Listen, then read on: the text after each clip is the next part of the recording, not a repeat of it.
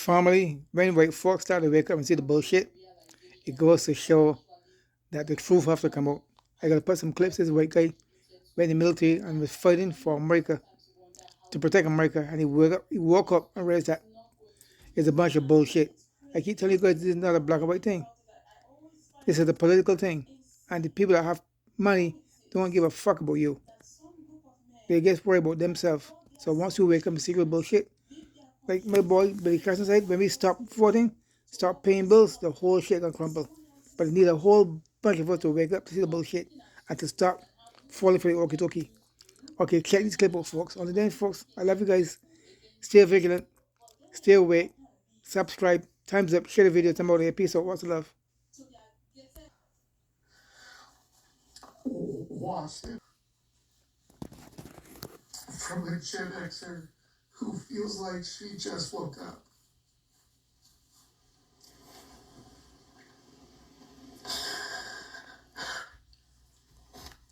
How did we get here?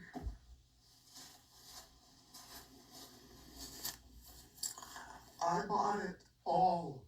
I bought a house. I went in the army. I served my country. I'm disabled.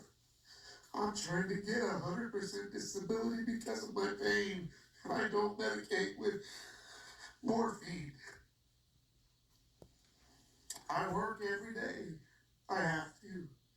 At one point in my life, in the not so distant future, I could afford my home with my wife. And now I have 2 roommates. Like, when only 5 people have all the money, and they just print it when they want to, and they just send it away to places that they have special interests in, because this whole world is led by evil corporations that feed us garbage. Come on, man. The very first, like, I woke up and saw it all for what it is. I fought for this. I believed it. I thought 9/11 was real. What a joke, man. Do you think Baltimore was real? You think that bridge just collapsed like that? And the same mother. And I went in the army because 9/11, the same mother had an insurance policy on a bridge that randomly got blown to bits by a boat in a building. Has anybody ever thought, yeah, 2 planes hit those 2 buildings, but that building just collapsed with no plane hitting it? Meanwhile, passengers like me want to fight for America, take a terrorist out. It was bought by a corporation to do this in the beginning. They crashed somewhere else. Maybe that plane was supposed to hit that building, and they could explain that one away.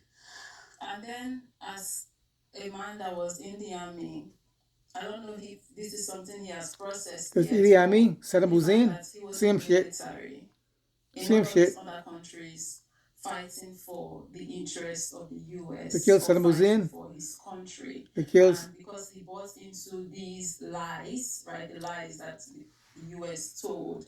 He definitely believed he was fighting the good fight. He was going to help his country spread democracy. They are the good guys. When in fact, they were the ones who are actually going about the world, causing mayhem, distraction and destruction, pain, suffering, and trauma. Now imagine this kind of person coming to realize that all the things he was fighting for in the army was actually lies, and that he was supporting the bad side.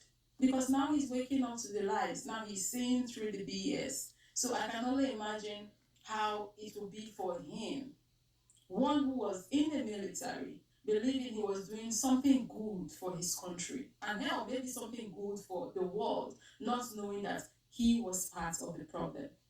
Imagine him finding out now that he was part of the problem, spent his life fighting for something, only for him to find out that that isn't true, that he was fighting for a lie. It was all a scam.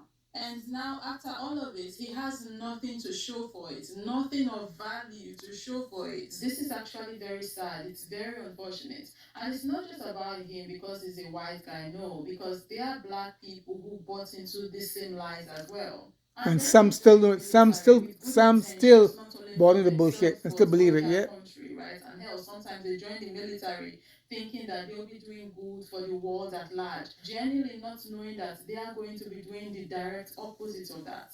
And I can only imagine what it's like for a black person to come to the same realization that this white guy just came to, when you come to realize that, oh, you as a black person join the army and then you are getting sent to these other black countries to go cause destructions, mayhem in their countries and bring pain to your own people. I actually sometimes find myself wondering what it's like for the black people who are in these militaries, how they feel later when the realization of what they are actually were actually part of and what they contributed to. Like I genuinely sometimes wonder how they handle that, because it's not going to be easy. And isn't it crazy? Isn't it? Whenever I think about it, I always find it insane how it is that some group of men can, for their selfish interests, leave their countries and then travel across the ocean to go cause problem in someone else's country.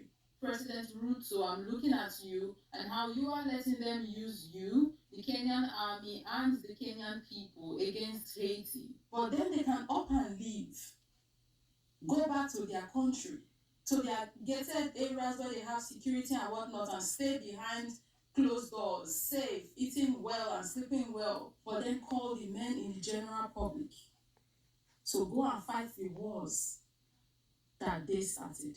And it's just crazy to me how people have not clocked in on this yet. Let the people who start the bloody war go fight the war. Let them go and fight. Or send their kids to fight the war. Everyday person, the one going to sacrifice your life, your mental. Their kids don't go and fight the war. No. Post-traumatic stress disorders and the other numerous traumas and maybe disability, going to fight for battles that, one, maybe makes no sense, that two, is probably very diabolical that battle is happening, because especially when you are fighting for the side that caused the problem. Like, I understand the side who is defending, but when you are fighting for the side that caused the problem, like, it makes absolutely no sense. Like, I don't even know if I'm making any sense right now, but I hope you guys understand what I mean. Like, the entire thing is crazy. What has happened to our country? My friend just told me that his good friend is down in Panama. He's like an ex-CIA SF guy, and he's watching people show up in hundreds and hundreds because there's no passport or immigration rules in Ecuador or some shit like that, and they walk the Darien all the way here, man. This is designed. It is like a fire sale right now. They're printing money, and our whole money system is built on debt. It's a joke. It's the world's greatest Ponzi scheme that they have convinced the masses to just do whatever they say. I made a video on this on TikTok, and for the sake of this video, because I'm mentioning it now, I'm going to repost that video I made on Money on here. So yeah, seeing how this video is up right now as you are watching it, the link to that video is in the description. It's insane to me, the entire system of money. The worst for me is cryptocurrency. It's all an illusion that they make people believe has value, and now they can give you paper for your labor and give you paper for like natural resources. That would never stop being diabolical to me, the idea that this is something that is real and it's happening and we believe it. It's all a means to control people. Cut out bloody papers, put some imaginary value on it, convince all of us. I didn't tell you legal tender as means of exchange. and you bust your ass off Monday to Friday for a piece of paper. In circulation. They are also in control of how much value other people's paper will have, because of course they make sure that and then they tax everything. You work all week. Other person's paper is at the mercy of their paper. It's all bullshit. They don't voting. The Democrats, Republicans, all bullshit. It's all bullshit. Same bullshit. For your ass. People are waking up with the bullshit. People are seeing through the bullshit as it really is. Here we go, folks. I didn't do that much. I resisted computers. I just went to work and exchanged my time for money that they took in tax, 50% of, and sent it elsewhere for evil designs. The part where he said he didn't have a phone, he didn't really have social media, wasn't really doing social media like that. People like him really is how exactly the government wants everybody to be. It's not Dumb and stupid program. TikTok. That's why they want to ban TikTok because they don't want you to wake up and see through the bullshit. They want to keep you dumb and stupid all times. They never knew existed, bearing all that age up. Getting to know about really what's going on in government.